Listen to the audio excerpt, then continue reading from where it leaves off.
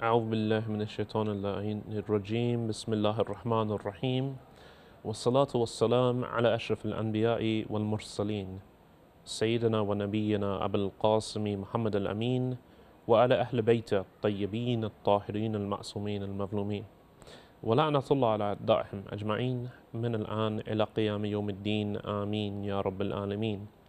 Dear respected viewers, thank you so much for joining us once more on this show, Back to the Basics, in which we are continuing with some of the very polite and in some cases less polite letters and correspondences, comments which have been left for us by some of our dear viewers and of course have been forwarded to me by the management. Some of these are of course reaching me substantially later than they're originally sent, so I do apologize to those of you who, including the ones I have covered previously, if your letters are not responded to immediately, and I hope that I catch your attention with the fact that I am responding to some letters, if indeed any of you still watch the shows.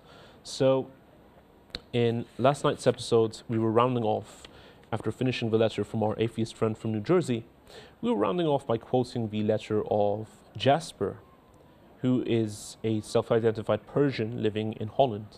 And I wanted to finish off with what Jasper was saying about the show and certain things.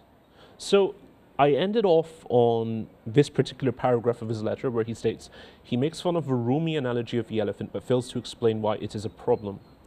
Last night's episode, inshallah ta'ala, I covered that fully. So just to round that off again, for you might have to be watching two episodes, you might only tune into this one, Allahu A'lam. I stated that Rumi's entire analogy, which is often cited by religious pluralists, would be to argue that those who claim an exclusivity claim, those who make a claim to exclusivity, those who make a truth claim and say that their truth is exclusively true, and to the exclusion of others, they are like those who are in a room and see a giant elephant but are in the dark and therefore are feeling part of it and think that that's the whole thing. They're arguing that they have such a weak understanding of a phenomenon, and this is what happens when you believe in absolute truth. But the problem is, the people that believe in Rumi's elephant analogy also believe in an absolute truth, and that is the absolute truth of relativism. So my argument is, if they are saying that the one in the room who feels the part of the elephant is arrogant by claiming to have the entire truth, then they are even more arrogant by claiming to have the absolute truth about that person's absolute truth. And therefore that was my problem with the analogy.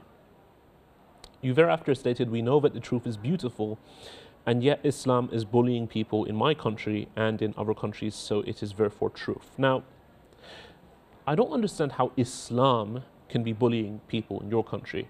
I don't think Islam's bullying people in Holland. I can only assume that you mean in your country of origin.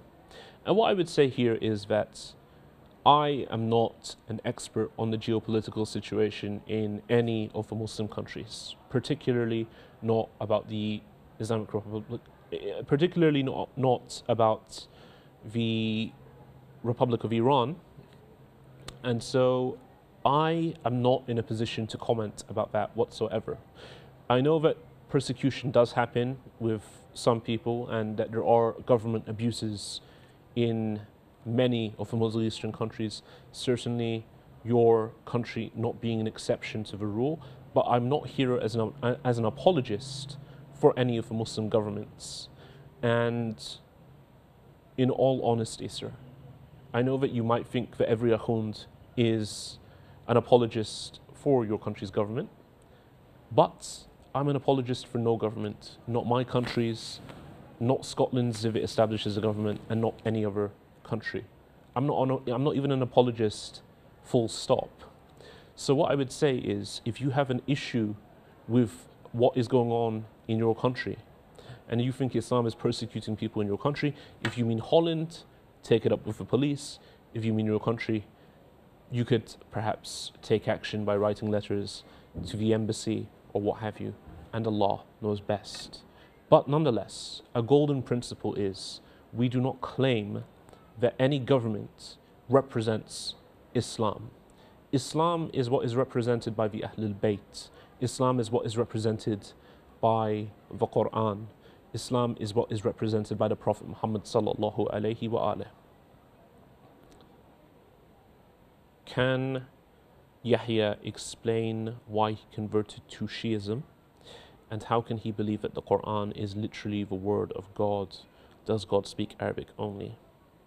Well, it's an interesting question. And I think this goes on to, if you had known a little bit more about the Shia demographics of Afghanistan, this would have answered your first question too. I'm not Afghani, and the Afghanis that happen to share similar features in terms of eyes to myself are all Shia. And the very fact that you know I'm a convert to Shiism suggests that I am not Afghani. But why I converted to Shiism, that is for many reasons. And inshallah ta'ala, I think that this whole worldview series is just a summary of all of that. And we could say that my conversion to Shiism wasn't even something that was necessarily as grounded as it is today, and that we all go through phases, and I'm growing in my belief day by day. Number, how can he believe that the Quran is literally the word of God? Does he believe that God speaks Arabic only? Okay, so this is another one. This is another one of those questions that's thrown out, particularly by those who have a problem with organized religion. Let's look at this one just very quickly. If God were to reveal his message in any language, does that mean that God can only speak that language? And if God were to make up a new language, we would actually be complaining that why didn't God reveal himself in one of the previous existing languages? Now, the Arabic language is a liturgical language. It's quite easily memorized, and it has been preserved very, very well. And that's the reason why Allah Azza wa Jal may very well have chosen to have revealed his message in the Arabic language, but at the end of the day, it falls down to one point. Allahu A'lam, Allah knows best, and Allah had to reveal his word in a language. As to why he chose the Arabic language, Allah literally knows best. I can come up with plausible reasons, but those plausible reasons might not actually be the real reason. Thereafter you stated, God bless, I believe God is a strong energy which gives us all strength. Well, thank you. I hope that God blesses you, and I hope that God guides you to the truth, or allows this show to be a means of you to open up your mind to at least considering different truth claims. And as for your belief that God is a strong energy which gives us all strength, this is certainly not my belief about God. I don't believe that God is a strong energy, because God is not a physical property or something which can be broken down in the physical world. As for giving us all strength, let's hope that God does give us all strength, inshallah ta'ala. And let's hope that he gives us the strength to, with conviction, come to understand what the truth is and follow that truth. May Allah guide myself and yourself, my friend Jasper from Holland, to the truth. And thank you so much for your letter. With the exception of that first line which I cited yesterday, it was very polite. Now, on to some of the less polite letters which have reached me. This one states, this message is for Yahya Seymour. Salam ala man attaba al-huda. Now, just to make very clear, because this was done as a Facebook post, I know exactly who this is. And this is someone that I've spoken to in the past. Because it was done publicly, I will also respond on this show, because I received it as a screenshot, and it's not normal that the channel would actually care about what is said on Facebook, so they must have found this one so grotesquely offensive that they've sent it to me. Salam ala man attaba al-huda. Wa alaykum salam wa rahmatullah. And I do consider you my brother. I know exactly who this is. May Allah destroy you for this new philosophical liberal approach you have brought, which will lead people into kufr and zandaqa, and will give people 1001 new ways to justify wahdat al-wujud wal-mawjud. Interesting. I haven't spoken about wahdat al-wujud wal-mawjud throughout the entire duration of this series, with the exception of probably one episode where I talked about how it was a deficient reading of a particular narration, but nonetheless, thank you for your frankness. Since when did the Imams tell us about the usage of the intellect? Brother, you can refer back to the very first few episodes where I did cite the numerous narrations we have from our Imams about the intellect. Instead of teaching the community about how to discuss and understand what Christians believe and what atheists believe, you should teach them about how Islam was distorted by munafiqeen and destroyed at the hands of personality, personality, personality, and personality. Interesting. Of course, brother, we're all Shia here. Well, in this conversation at least, you are Shia and I am Shia. Of course, it's not that I don't believe that these individuals are problematic. I certainly do. And the very fact that you later on cite this in your letter shows that you know that I do. So let's not beat around the bush, and let's not allow you to hijack what order I speak about anything on this particular TV show. You don't like this TV show? Brother, you have a very active Facebook account, I believe, or at least you once did, and you may open up your own podcast, you may open up your own video cast, and you may open up your own Snapchat and do videos about this topic if you feel that this is what the world should benefit from. You keep mentioning the names of the scholars and calling to their names. I think I do it occasionally just to demonstrate that this is not a new position, and it's quite useful when people like yourself ask me when these things came about and whether or not they're new. Is this not a foundation of a modern cult? Soon you will start rejecting the words of the Imams alayhim salam because they do not suit your Greek foundations. I'm not Greek, brother. And my foundations aren't based upon Greek philosophy whatsoever. In fact, they haven't really taken the formulation of an Aristotelian formula. So I don't know why you would actually say that this is a Greek foundation, even though what you mean is a Greek logical foundation. But I'm not one to patronize you. I pray that in future you could have just tried to speak about this with me next time you see me. Wallahu alam. Is it not only a year ago that you were asking the brothers for the proof of the superiority of Tashayyu and for the evidence that the Imam knows some of the unseen and that the Imam has governments over the creation? Yes, it was. Yes, it was about a year ago. I was asking for that, maybe even slightly longer. And I had just gone through a terminal illness, absolutely. And I was asking from the angle of I needed something to assure me that in my doubts, there were people with rational evidence, because all I was hearing at the time was bickering about things that I have no consideration about, nor did I care about at the time. Is it not a year ago that you were asking the brothers, how can we trust that the position of the Qummis is not correct on the issue of infallibility? Yes, it was about a year ago, maybe even longer.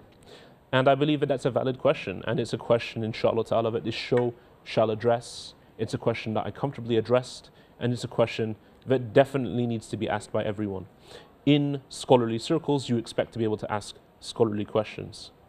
Fear Allah before bringing your rationality to the table. Stop worshipping the scholars and understand that Islam is through submission. Hada'iq is available online, and you can find more in principle number 10.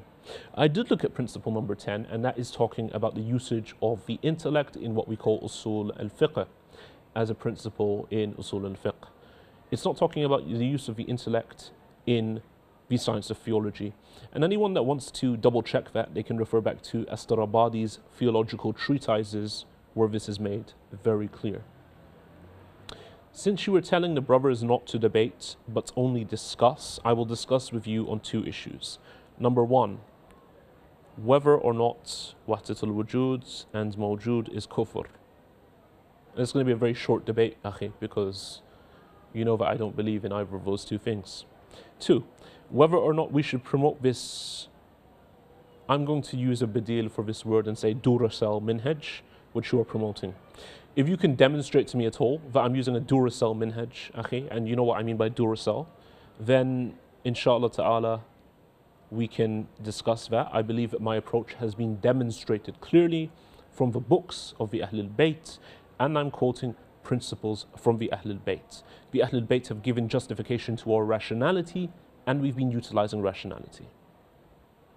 3. Whether or not a person who has thought that the Qummis may be correct on Imama and has asked for proof for the evidence of takfir of someone who rejects Imama should be discussing religion and teaching it to others. Of course, Akhi, when it comes to this particular issue, it's a good question.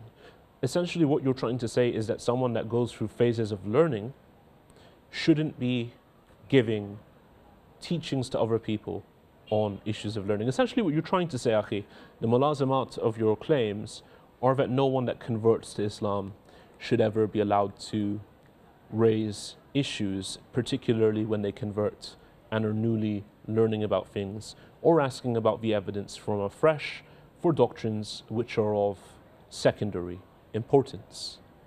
And that's fine. If you want to discuss these things with me, we'll be more than willing to entertain you right here in the city of Karbala.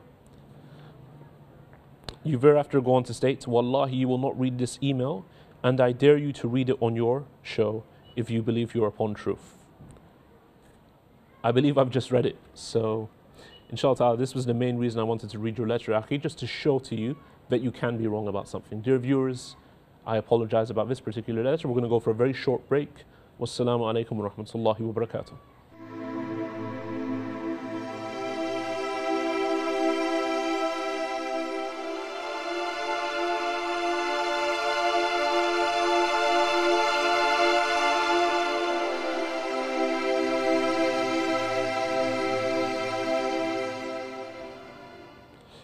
So this letter I was reading from, my dear viewers, is of course from a more, I guess we could say, offended. So we'll use two words here, offended and offensive brother who I believe I know in person, although we seem to be living two different lives these days. He's quite offended by the fact that I am utilizing this rational approach on the show. And I believe that that is his right. I believe it's his right to voice that. And I believe it's his right to ask me for where my evidence of this rational approach comes from. My dear brother, that evidence of rational approach comes from the narrations of the Imams. You can refer back to these narrations in the books of the Rawayat, where Imam As-Sadiq alayhi salatu wassalam refers to the intellect as that by which Ar-Rahman is worshipped, where the Imams talk about the intellect and the fact it is a hujjah. That is where this comes from, my brother. And of course, if you want to reject those narrations, then I would suggest to you that you take your own advice and go back to Hada'iq al-Nadhra of Sheikh Yusuf al-Bahrani and see what he has said about rejecting narrations. Wa Allahu a'lam. Now, I stated that he states at near the end of this letter that wallahi, you will not read this email, and I dare you to read it on your show if you believe you're upon truth. You're right, I'm not reading an email. This was a Facebook comment, but perhaps you tried to send it to me as an email as well. If you did, brother, I did not receive it as an email.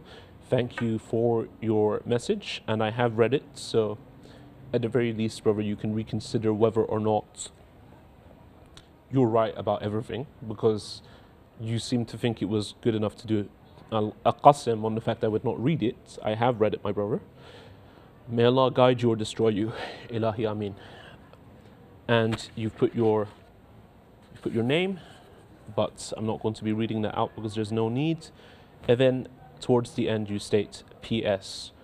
You have contradicted yourself on this approach of being friendly with those of other beliefs. You have cited veneration kafiran, kafir man ahabbahuma. Okay.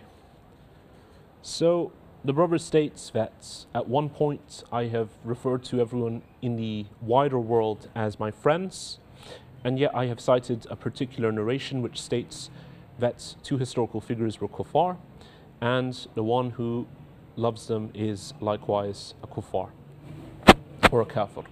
Now, of course, I think this can be resolved by understanding several things.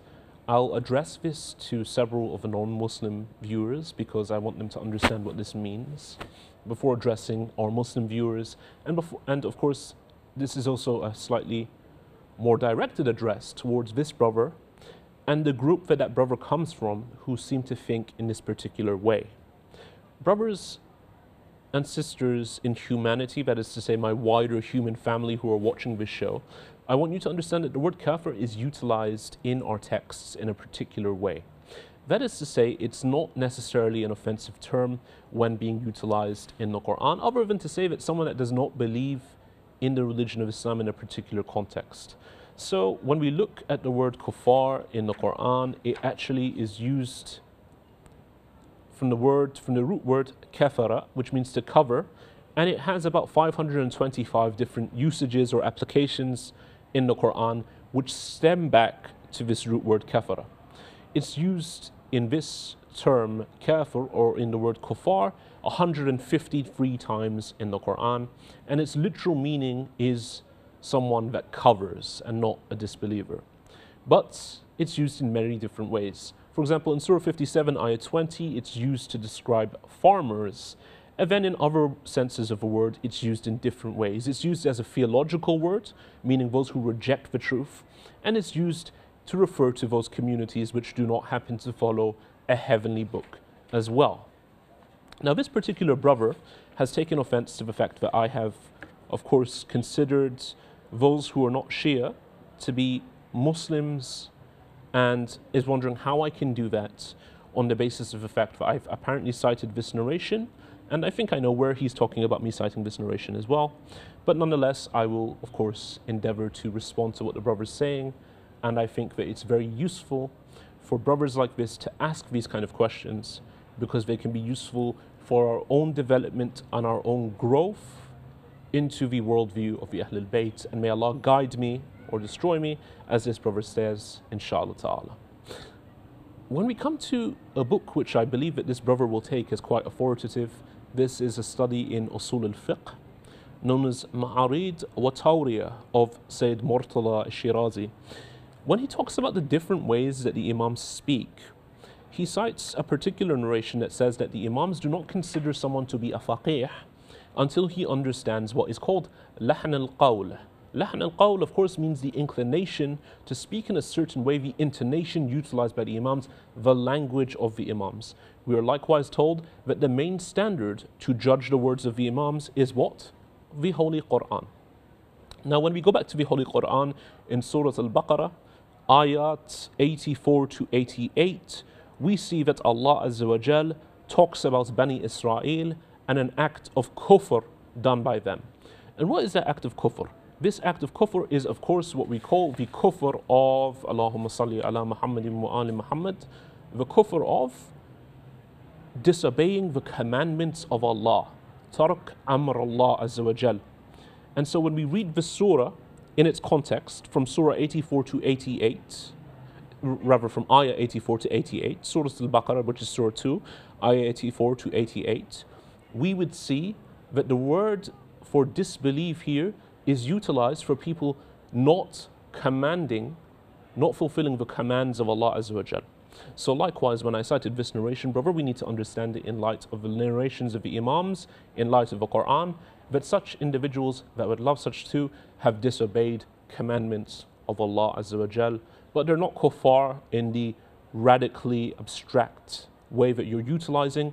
And even if you love the books of Sheikh Yusuf al-Bahrani so much, you can refer back to the text entitled, I've forgotten the full name, but it's in reference to the meaning of what a Nasibi is. And so that's my response to you. I likewise pray that we are all guided, inshallah ta'ala, and I pray that, inshallah ta'ala, my dear brother, I would love to thank you for writing these comments, and I pray that Allah Azza wa Jal causes us all to grow in our love and knowledge of the Ahlul Bayt, and more importantly, causes us to expand our horizons, and causes us, that is to say people like yourself and myself, to grow in mawadda, inshallah ta'ala. Dear viewers, we have, of course, ran out of time, and so we will continue with the last of the letters in tomorrow's show, inshallah ta'ala. Wassalamu alaikum wa rahmatullahi wa barakatuh.